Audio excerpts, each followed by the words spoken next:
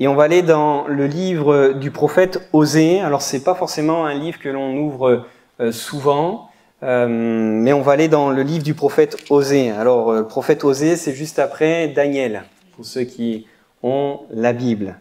Et on va aller au chapitre 2, et on lira à partir du verset 16, on lira juste 2 versets ce matin. Et j'ai été un peu encouragé par rapport à un don spirituel qui parlait de désert, et ce matin on va parler de désert. Amen.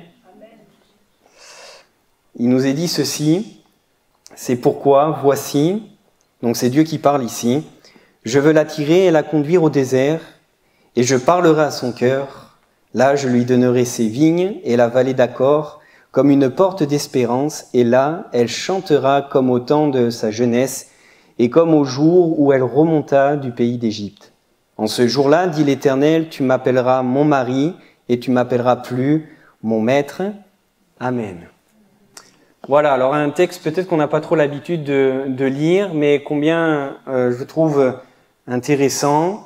Dans ce texte, Dieu parle au peuple d'Israël, ou on pourrait le dire d'une autre façon, Dieu parle à son peuple.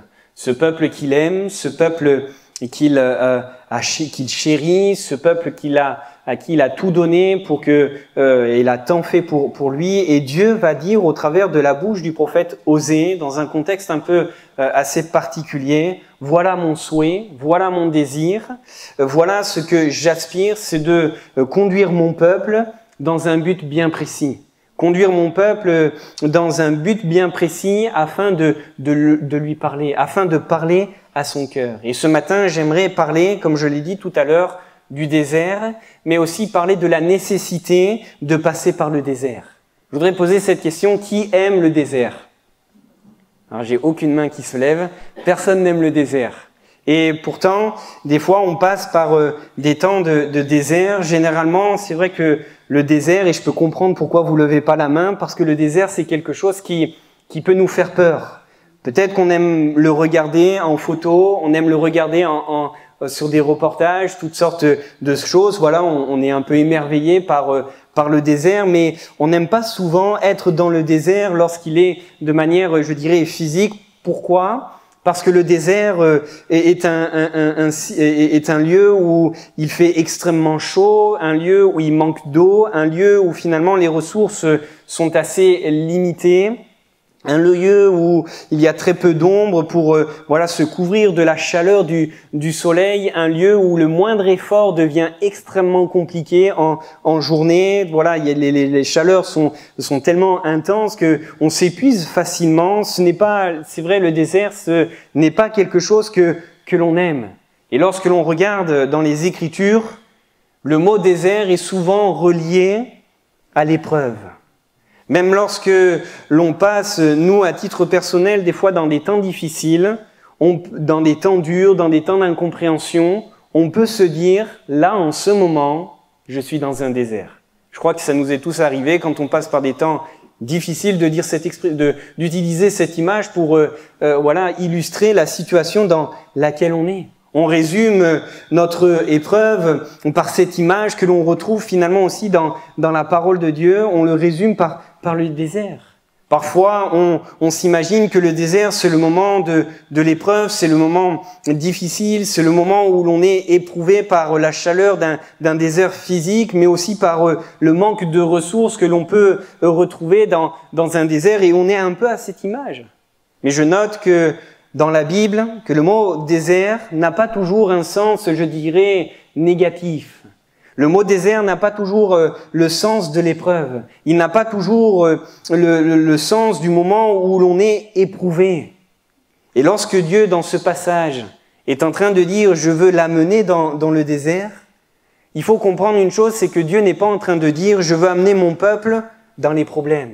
Dieu n'est pas en train de dire « je veux amener mon peuple dans les difficultés ». Dieu n'est pas en train de dire « je vais éprouver mon peuple, je vais le presser et il va m'entendre ». Ce n'est pas ce que Dieu est en train de dire ici quand il est question du désert. Et même je vous encourage à relire ce livre, de regarder les termes qui sont utilisés par le prophète Osée. Dieu parle toujours dans ce chapitre et dans ce livre, parle toujours avec un langage d'amour.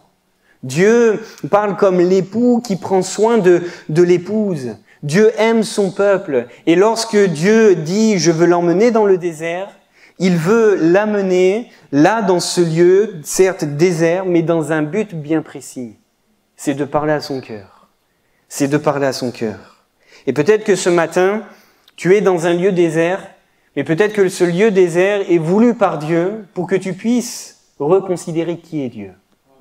Que tu puisses reconsidérer et comprendre qui il est. Quand on regarde dans l'Ancien Testament et on va parcourir un petit peu les Écritures ce matin, quand on regarde dans l'Ancien Testament et qu'on s'arrête sur le mot désert pour le peuple d'Israël, on pourrait dire tout de suite le mot désert, on pourrait répondre le désert on connaît. C'est les 40 ans dans le désert. C'est les 40 années d'épreuves, c'est les 40 années de difficultés, c'est les 40 années où ce peuple a erré dans ce temps. Oui, on pourrait très bien résumer à cela le mot désert, mais il faut aussi regarder ce qui s'est passé dans le désert pendant tout ce temps. Il faut aussi regarder ce qui s'est passé. Le désert, c'est le lieu où Dieu va faire quoi? Où Dieu va se révéler au peuple d'Israël. Lorsque l'on regarde l'histoire du peuple hébreu, ce peuple était pendant plus de 400 ans, a été en Égypte. Il a été sous la servitude des Égyptiens, avec les coutumes des Égyptiens. Ce peuple avait une notion de Dieu comme un Dieu qui était lointain, un Dieu qui existe, qui semble prendre soin et d'avoir choisi la nation d'Israël, d'avoir choisi Abraham, Isaac et Jacob, d'avoir fait cette alliance. Ils avaient cette pensée d'un Dieu que l'on ne peut pas côtoyer, d'un Dieu qui est loin, d'un Dieu qui est saint, d'un Dieu qui est peut-être distant, oui, mais dans le désert, c'est aussi le temps de découvrir quelque chose de particulier pour ce peuple. Dans ce temps de désert, Dieu n'est pas un Dieu lointain, mais ce peuple va découvrir que Dieu est un Dieu proche. Parce que lorsque vous lisez dans le livre de l'Exode, il est fait question de la nuée. Dieu n'est pas un Dieu lointain, mais Dieu est celui qui pourvoit. Vous vous rappelez de ces passages dans le livre de l'Exode? Alors que le peuple est dans le désert, ils n'ont rien à manger et Dieu va pourvoir. Dieu va donner la manne. Ils vont se retrouver dans ce lieu Mara, dans ce lieu où il y avait une soif qui était là, et on sait que Dieu va pourvoir à l'eau. Dieu va pourvoir aux cailles. Dieu n'est pas un Dieu lointain. Dieu réside sur l'arche de l'Alliance, sur le propitiatoire, dans le lieu très saint, cette tente qui est dressée dans le désert. Dieu n'est pas un Dieu inaccessible, on peut y accéder, on amène des sacrifices à l'autel. Dieu est un Dieu qui pardonne, parce qu'il y a ce jour du grand pardon où il pardonne les péchés de tout le peuple. Le jour de la Pâque, l'agneau est immolé afin que l'on soit délivré. Dieu est un Dieu qui entend, Dieu est un Dieu qui parle, et l'exemple c'est que dans ce désert, il va donner les commandements à Moïse, et cela nous prouve que Dieu parle. Cela nous prouve que Dieu n'est pas un Dieu lointain, mais que Dieu est celui qui entend, Dieu est celui qui parle. Dieu semble être un Dieu qui est beaucoup plus proche. Et pendant tout ce temps de désert, le peuple d'Israël avait besoin de considérer ces choses. Le peuple d'Israël qui était formaté, si je peux dire ainsi, par la culture et la pensée de l'Égypte, avait besoin de faire un reset pour réaliser qui était Dieu, pour considérer qui il était. Et le temps de désert pour le peuple d'Israël ne peut pas seulement se caractériser par le temps de l'épreuve, ne peut pas seulement se caractériser par cela. Je note au passage que le désert est aussi un lieu, je dirais, privilégié de révélation.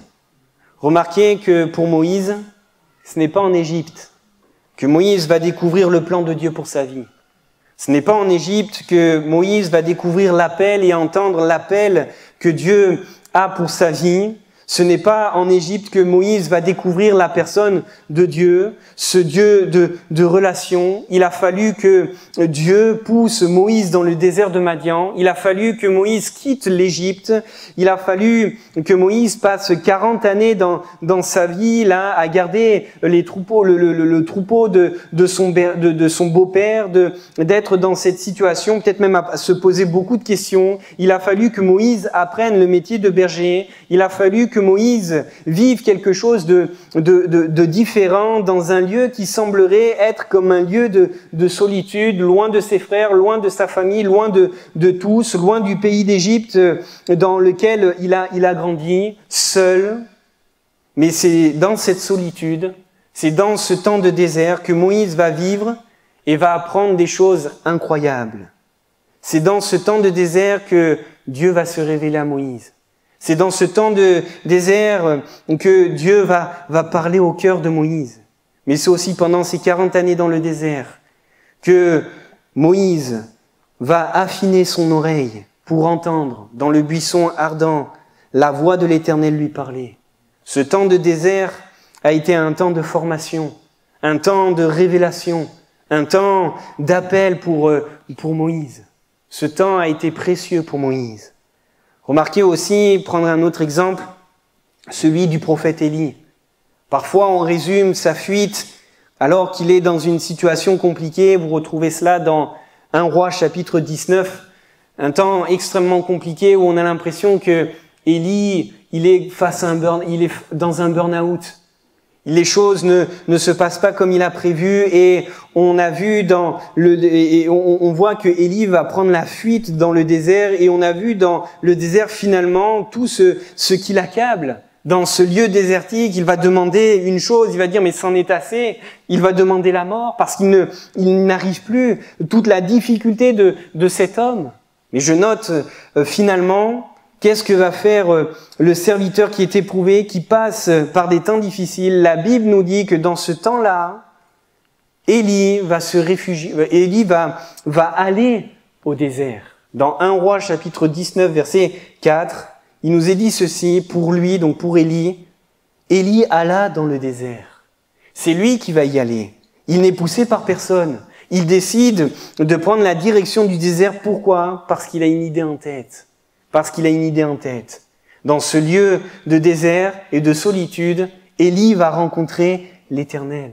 Ce temps de désert va être un temps de révélation pour le prophète, un temps de restauration, un temps où il va pouvoir reprendre des forces, un temps où il va pouvoir continuer la marche, parce que c'est dans le désert qu'Élie va voir ce qu'il n'a jamais vu jusqu'à maintenant. Il va se cacher, la Bible nous dit, au creux du rocher et la gloire de l'Éternel va passer. Élie va se cacher dans le creux du rocher et il avait vu le feu descendre du ciel, il avait entendu les grondements, il avait su dans l'histoire d'Israël que c'était de cette manière que le Seigneur se révélait, mais il n'avait jamais entendu que le Seigneur pouvait se révéler aussi par un doux murmure léger au creux du rocher. Et c'est à ce moment-là dans sa vie qu'Élie vit quelque chose de différent. Il a fallu qu'il passe par ce désert pour qu'il y ait une révélation nouvelle. Si on ouvre le Nouveau Testament, cette même pensée, cette même notion du désert est présente. C'est dans le désert que Jean-Baptiste rencontre l'agneau de Dieu qui ôte le péché du monde. C'était assez fort puisque Jean-Baptiste et Jésus, si on lit l'histoire, ils ont un lien de parenté. Ils ont un lien de parenté, ils se connaissaient. Ce n'est pas possible de dire qu'avant que Jésus arrive dans le désert où prêche Jean-Baptiste, que Jean-Baptiste n'avait pas entendu, ou qu'il n'avait pas su, ou qu'il n'avait pas du tout conscience que Jésus existait. Ils étaient tous les deux membres, oui je le disais, de la même famille, mais c'est ce jour-là, dans le lieu désert, alors qu'il prêche l'évangile, alors qu'il amène à la repentance les gens, alors que Jésus s'approche de Jean-Baptiste, il a une révélation de Jésus qui est toute particulière dans le cœur de Jean-Baptiste. Cette révélation va venir amener Jean-Baptiste à dire voici l'agneau de Dieu qui ôte le péché du monde. C'est dans le désert que Jean-Baptiste vit toutes ces choses. Le désert, on pourrait le définir comme un lieu d'épreuve, parce que la sécheresse est là, parce que c'est dur. On pourrait définir comme un lieu de difficulté, un lieu d'épreuve. Mais le désert, c'est un lieu où nous sommes seuls, oui c'est vrai, où nous sommes loin de tous les bruits, où nous sommes loin de toute occupation et de toute personne. Le désert, c'est le lieu où l'on se retire, c'est le lieu où il n'y a plus personne, et c'est dans ce contexte que Dieu nous parle. C'est dans ce temps-là, lorsque l'on est isolé, dans ce temps où peut-être on a l'impression qu'on ne comprend plus rien, que Dieu nous parle, que Dieu se révèle. Dieu est en train de parler ici, pour revenir à notre texte, en train de dire à son peuple, je veux vous emmener dans ce lieu, là où il n'y a pas de bruit. Et dans ce temps où il y aura que toi et moi, dans ce temps où tu seras loin de tous ces bruits. Pourquoi? Parce que je veux parler à ton cœur. Pourquoi? Parce que je veux te révéler des choses. Pourquoi? Parce que je ne veux pas le faire quand il y a tout de bruit, quand il y a toutes sortes d'occupations, toutes sortes d'agitations. Je ne veux pas faire lorsque tu es chargé. Je veux pas le faire lorsque tu es dans toutes sortes quand c'est dur. C'est pourquoi je veux t'emmener dans ce lieu de solitude pour te parler, pour te révéler que je suis vraiment pas simplement un ami, ton maître, mais que je suis ton mari, ton époux, que je suis ton époux. Et c'est ce désert et ce lieu de retraite spirituelle où l'on peut se libérer des occupations du monde et se concentrer sur la personne même du Seigneur. Le désert, je le dis et je le insiste, c'est le lieu où Dieu nous parle, c'est le lieu où on peut recevoir de nouvelles bénédictions. C'est ce lieu où on peut aussi être restauré, comme Élie, qui n'en pouvait plus. Et Dieu avait préparé tout ce qu'il fallait pour que cet homme puisse retrouver la force et continuer la marche, de vivre quelque chose d'intime dans ce lieu. Alors je voudrais te poser cette question, mon frère, ma sœur, mon ami. Existe-t-il un lieu qui peut correspondre dans ta vie à ce lieu de désert? Existe-t-il un lieu sans bruit, un lieu où il n'y a que toi et le Seigneur, un lieu où tu peux parler à ton Sauveur, un lieu où tu peux venir dans sa présence et juste être là avec lui et tu peux sentir sa présence et tu peux entendre sa voix. Parfois on peut constater qu'il y a une distance qui se crée entre le Seigneur et son peuple parce qu'il y a ce manque de désert dans nos vies. Il y a ce manque. Cette révélation finalement de Dieu est parfois pas réellement présente dans la vie, dans la vie des enfants de Dieu. Pourquoi je dis cela? C'est qu'il y a beaucoup de chrétiens qui vivent soumis à un maître qui s'appelle le Seigneur Dieu, que l'on vient servir le dimanche matin, mais qui ne vivent pas cette relation au quotidien, qui reconnaissent Dieu comme étant celui qui règne, celui qui dirige, celui qui a toute autorité, mais qui n'ont pas rencontré, et plutôt qui ne l'ont pas rencontré comme le Seigneur, comme leur Sauveur, comme le mari, celui qui aime, celui qui soigne, celui qui s'approche de nous avec un cœur plein d'affection. Pour la simple et bonne raison, c'est que on apprend tout cela où? Dans ce lieu désert. Dans ce désert. C'est dans des temps de solitude et que l'on apprend que le Seigneur n'est pas seulement celui qui est l'autorité, qui n'est pas celui seulement qui règne, mais c'est dans ce temps de désert qu'on apprend qu'il est celui qui nous aime. C'est dans ce temps de désert qu'on apprend qu'il est celui qui pourvoit. C'est dans ces temps de désert qu'on apprend que c'est celui qui est là à nos côtés et qui dirige nos vies. C'est dans ces moments-là où que nous allons découvrir qui il est réellement pour nous. C'est dans le désert qu'il y a un changement de connaissance de qui est Dieu. C'est dans le désert qu'on peut avoir une nouvelle révélation de qui il est. Et peut-être que quelqu'un a besoin de prendre cette décision et cette prise de conscience que tu as besoin de retrouver ce temps seul, ce temps, cette intimité, que tu as besoin de retrouver ce lieu où tu vas être là, comme Jésus lui-même le dit, mais quand tu pries, entre dans ta chambre et ferme ta porte. Mets-toi dans ce lieu désert, dans ce lieu où tu es coupé de tout bruit, et dans ce lieu où tu pourras m'entendre, dans ce lieu où tu pourras prendre conscience de qui je suis. Un temps où tu peux te tenir dans le lieu secret devant le Seigneur. Un temps de désert sans bruit, un lieu où tu pourras entendre le Seigneur mais te parler et te restaurer. Peut-être que tu as besoin de cela ce matin, de reconsidérer. Tu es peut-être pris par toutes sortes d'occupations. Vous savez, il y a ce passage que l'on connaît dans l'évangile de Luc, au chapitre 10, où il est question de Marthe et de Marie. Et on pourrait voir ici un peu cette image. Marthe qui est occupée à courir dans tous les sens, et on peut comprendre, elle reçoit Jésus. Elle court dans tous les sens. Et vous avez vu le fait qu'elle s'agite, au bout d'un moment, il y a cette colère qui naît dans son cœur. Et elle va s'approcher de Jésus presque avec un reproche. « Seigneur, pourquoi ma sœur m'aide pas ?» Alors que Marie, elle, on peut prendre cette image, elle était au pied de Jésus. Elle était, si je peux dire, dans ce lieu désert, au pied de Jésus et elle écoutait Jésus. Et la différence a été là, c'est qu'elle a pu entendre le Seigneur lui parler.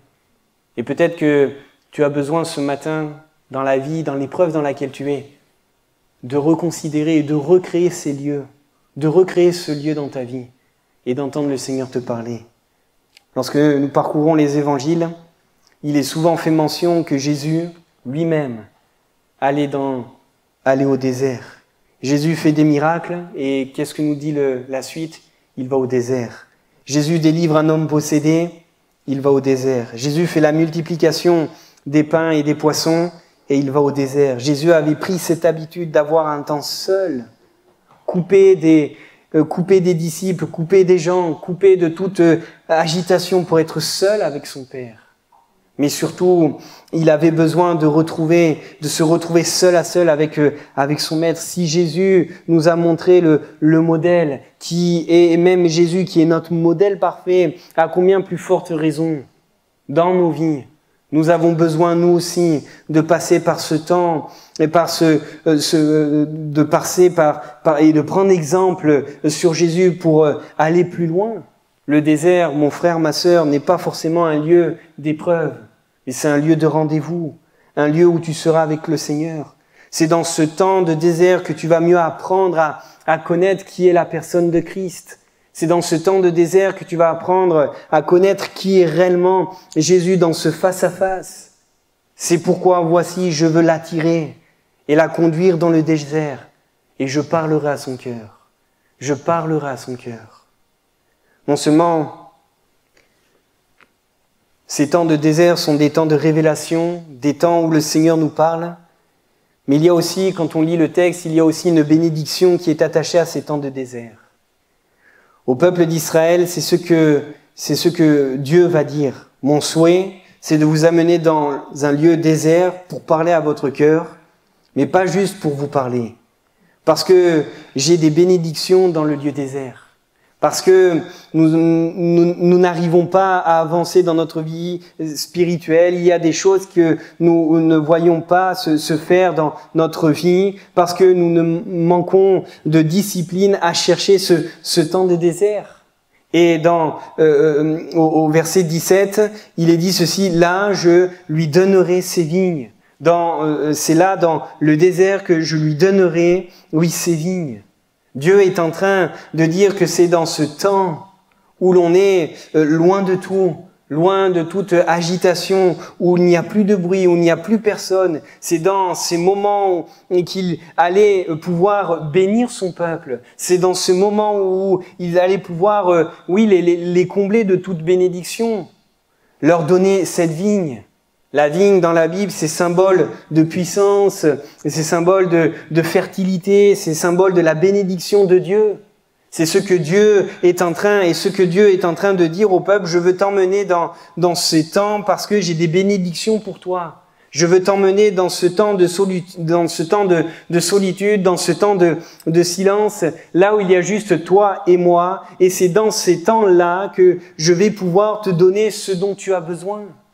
C'est ce que Dieu est en train de dire ici au peuple. C'est dans ce temps d'intimité que le Seigneur nous donnera la victoire. C'est dans ces temps-là où nous prenons le temps de prier, où nous prenons le temps de méditer la Bible, de lire la parole de Dieu, de chercher sa face, que le Seigneur nous donnera la victoire sur la tentation dont on fait face. C'est dans ces temps que le Seigneur nous donnera la victoire sur la maladie. C'est dans ces temps que le Seigneur nous donnera la victoire sur nos situations familiales qui sont compliquées, des familles qui sont déchirées, mais c'est dans ces temps-là, à rechercher la face du Seigneur, qu'on verra la victoire dans nos vies.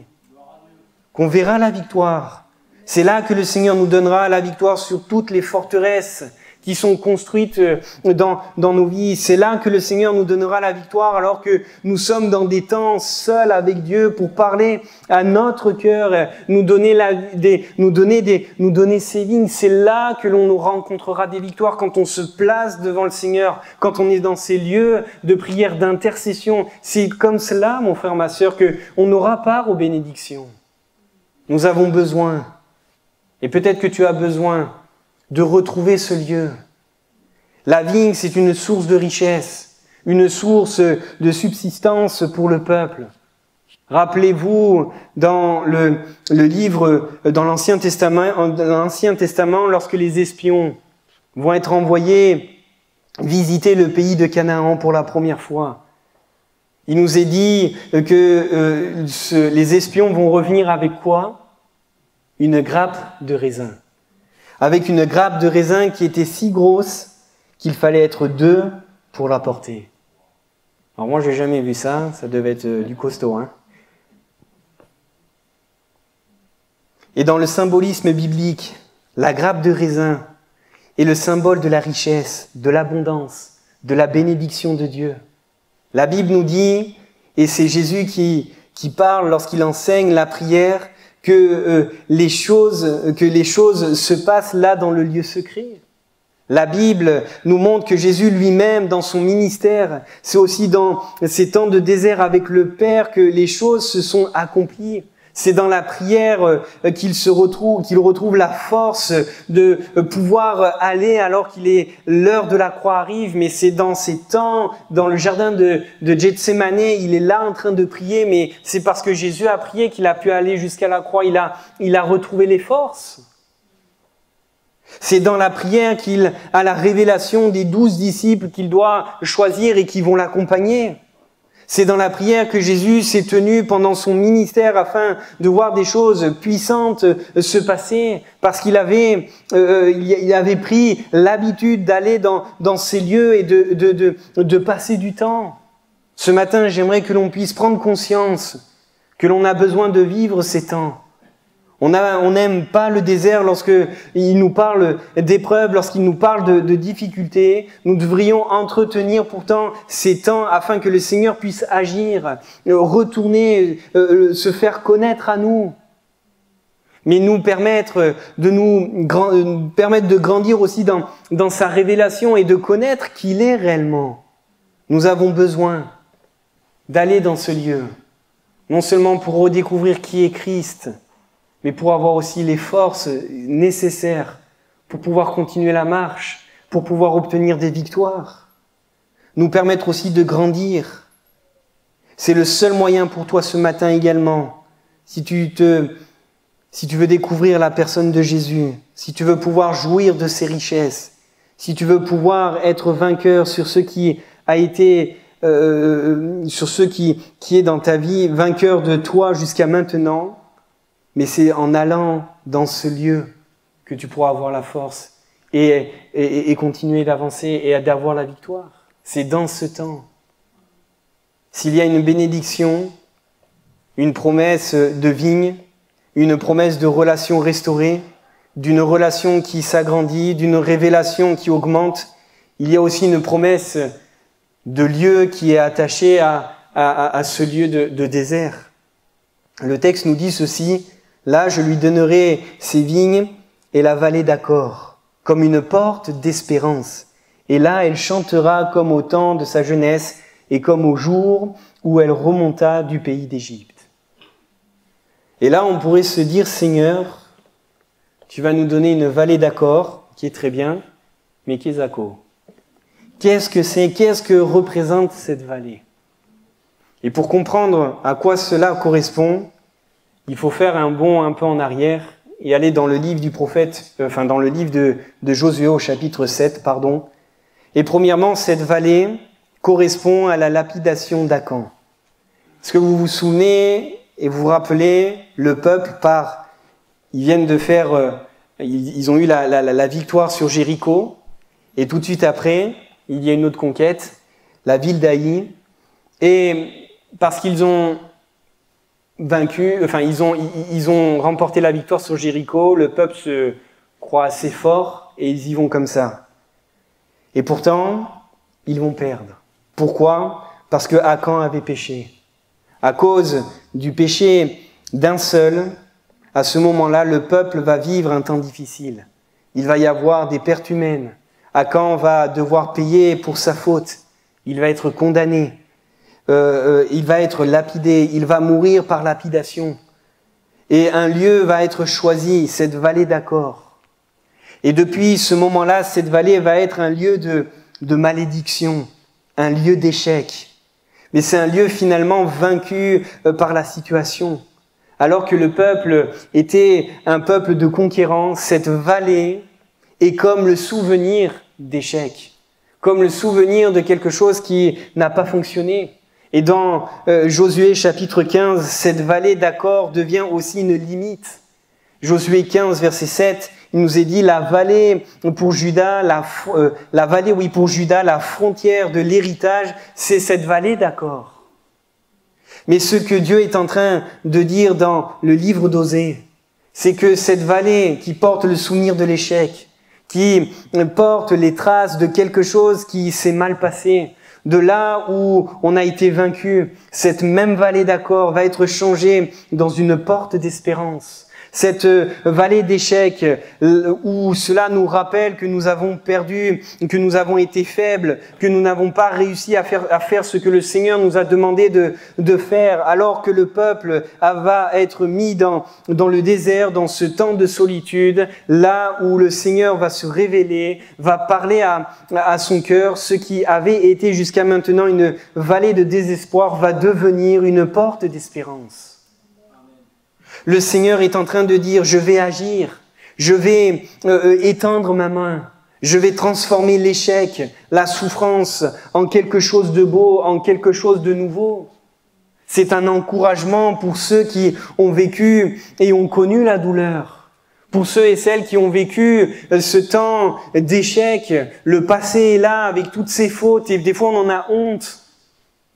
Et ce matin, j'aimerais te dire que c'est aussi finalement dans ce temps de désert que le Seigneur promet que même dans notre plus grand désespoir, même dans notre plus grande tristesse, dans notre propre vallée d'Achor, là où l'on a été peut-être vaincu, là où l'on se sent comme rien, comme plus bas que terre, alors que l'on va dans le désert, que l'on prend ce temps, qu'on fixe ce temps, loin des bruits, loin de tout, c'est dans ce temps que le Seigneur promet une nouvelle espérance. C'est dans ce temps que le Seigneur promet d'ouvrir les portes et de donner un nouveau départ. Le Seigneur promet au peuple d'Israël, et il nous promet dans sa parole que si nous fixons ces temps, si nous prenons ce temps de venir dans ce lieu désert, mais il est celui qui donnera un nouveau départ, une nouvelle espérance. Il changera cette vallée qui porte la vallée, qui porte un poids lourd de faire quelque chose de nouveau. C'est ce que Dieu est en train de dire au travers de la bouche du prophète Osée. Je vais te donner cette vallée. Ce sera un temps de bénédiction. Et ce peuple pourra chanter comme au temps de sa jeunesse. Comme au temps ou au jour où elle remonta du pays d'Égypte. Cette génération n'avait pas connu l'Égypte. Mais pourtant, elle va pouvoir se réjouir. Mais il a fallu passer par un temps de désert. Il a fallu passer par ce temps où ce peuple avait besoin d'être là, dans la présence de Dieu, loin de tout bruit, loin de toute occupation, loin de toute agitation, pour pouvoir entendre le Seigneur lui parler. Et lui donner des bénédictions, lui donner des paroles d'avenir. Je vais terminer en disant peut-être que ce matin, cette vallée d'Achor, elle te parle d'une situation qui est là, qui a marqué ta vie, qui a comme brisé ton cœur. Une situation que tu juges comme un échec, comme quelque chose qui a été un grand désespoir dans ta vie et qui jusqu'à maintenant est comme cette vallée que tu ne peux pas franchir parce que c'est trop dur, parce que cela te rappelle tout ton passé peut-être qui est catastrophique, tout ton passé qui est douloureux, c'est difficile, c'est dur. Je ne peux pas conquérir cette vallée. Je ne peux pas conquérir cela. Cela me rappelle tout ce que j'ai perdu, là où j'ai été vaincu. Mais Dieu te dit ce matin, alors que si tu acceptes de venir dans ce lieu désert, si tu acceptes de passer dans ce lieu de solitude, loin des bruits, si tu viens dans ce désert, dans ce temps de silence, alors je changerai cette vallée de désespoir en une porte d'espérance. Je te donnerai un nouveau départ. Mais tu dois accepter de passer par ce temps de désert. Tu dois accepter de prendre ce temps et de te mettre à l'écart pour entendre Dieu te parler, pour entendre le Seigneur te parler. Peut-être que ce matin, tu as besoin de dire « Seigneur, j'ai abandonné jusqu'à maintenant le désert. » Mais est-ce que tu veux, dans ta situation, que le Seigneur te parle, que tu puisses exactement comprendre ce qu'il veut pour ta vie, que tu puisses comprendre quelle est la direction peut-être que tu dois prendre pour ta vie. Vous savez, Jésus lui-même est allé au désert pour recevoir des paroles de la part du Père, parce que il ne pouvait pas les recevoir lorsque il était avec les disciples, il ne pouvait pas les recevoir lorsque il était avec le bruit, avec toute l'agitation, avec toute la foule. Il avait besoin d'être dans ce lieu désert. Et tu es peut-être à la croisée des chemins. Peut-être que tu dois faire face à des choix, face à toutes sortes de choses. Mais je voudrais te dire qu'il est très important de revenir dans ce lieu de désert. Qu'il est très important de revenir et de demander dans ce lieu, « Seigneur, parle-moi.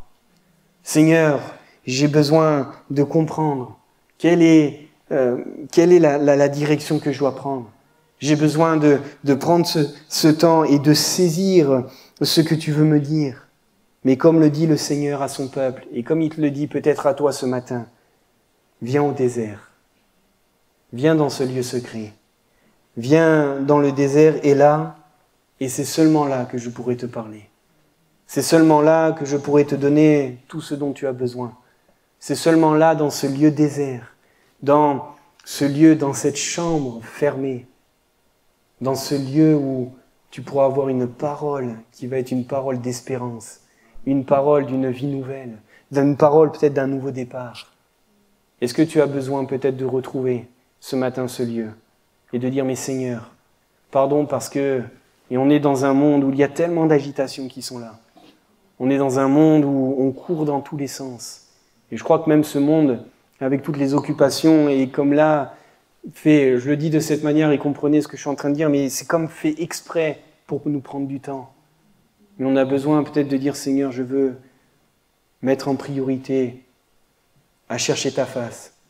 Je veux que ma priorité avant toute chose, c'est de venir dans ce lieu pour pouvoir avoir la force, pour pouvoir, avoir la force de résister. » Vous savez, quand j'en parlais tout à l'heure, mais quand Jésus va être juste un peu avant la croix, il va être avec des disciples. Et il va dire notamment à Pierre, « Veille et prie. » En d'autres termes, on pourrait le dire, mais Pierre, passe ce temps dans le désert. Et finalement, on connaît l'histoire. C'est que Pierre va s'endormir. Alors on ne va pas sans jeu de mots, lui jeter la pierre. Mais Pierre n'a pas su prendre ce temps. Et la conséquence, c'est que Pierre va renier face à la tentation. Je pense que si Pierre avait pu tenir comme le Seigneur lui avait dit dans la prière, Pierre aurait eu la force de ne pas renier le Seigneur. Et mon frère, ma sœur, mon ami, je ne connais pas vos vies, je ne connais pas ce par quoi vous pouvez passer. Mais face peut-être aux tentations qui sont dans vos vies, face aux épreuves qui sont dans votre vie, La force, tu la trouveras non pas dans les choses de ce monde, mais la force et tes forces, tu trouveras ta force dans la présence de Dieu, à lire sa parole, à passer du temps, à méditer, à dire, mais Seigneur, donne-moi ce qu'il faut. Et le Seigneur te l'accordera. Amen. Je voudrais qu'on puisse simplement prier, courber nos fronts quelques instants. Seigneur, nous te remercions pour ta parole et nous te remercions pour tout ce temps. Merci parce que Seigneur, nous croyons que ce matin, tu es celui qui parle, tu es présent par ton esprit, nous le croyons. Et Seigneur, au travers de ces chants, des dons spirituels, de ta prédication, de la parole, croyons que tu es celui qui a parlé, Seigneur. Et Seigneur, tu nous as rappelé combien, c'est vrai, le désert est un lieu tellement important. Souvent, on en a une image un peu négative. Mais le désert est avant tout aussi un lieu où nous pouvons te rencontrer. Un lieu où tu pourras nous parler, un lieu où, Seigneur, tu pourras nous faire comprendre, Seigneur, ce qu'il faut pour nos vies. Je te prie, Seigneur, ce matin, que tu puisses bénir celui ou celle qui a l'impression peut-être d'être dans un désert. Et que, Seigneur, celui ou celle qui est dans cette situation puisse voir le désert non pas comme une punition, non pas comme une épreuve, non pas comme quelque chose de dur, mais que celui ou celle qui est dans ce temps d'épreuve, dans ce temps de désert puisse dire, mais Seigneur, apprends-moi à découvrir qui tu es encore, tout à nouveau. Je veux louer ton nom, Seigneur, parce que je sais que tu vas le faire. Je sais que tu vas encore parler au cœur, Seigneur, et je crois que tu l'as déjà fait ce matin. Merci de bénir, Seigneur, cette Église. Merci de bénir ceux et celles, Seigneur, qui souffrent et qui sont là, mais de bénir aussi tous ceux et celles qui n'ont pu venir. Nous voulons te rendre grâce parce que tu es merveilleux. Nous voulons te rendre grâce parce que tu es notre Seigneur. À toi soit toute la gloire, Jésus. Amen. Amen. Alléluia.